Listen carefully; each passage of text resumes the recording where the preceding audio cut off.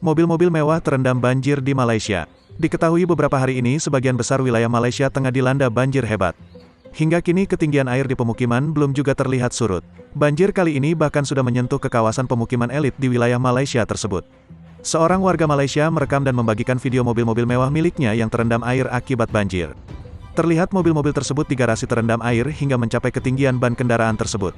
Mobil-mobil mewah beragam merek diantaranya Porsche, Lamborghini, dan Toyota Velfire. Terlihat juga mobil-mobil tipe SUV turut menjadi digenangi air.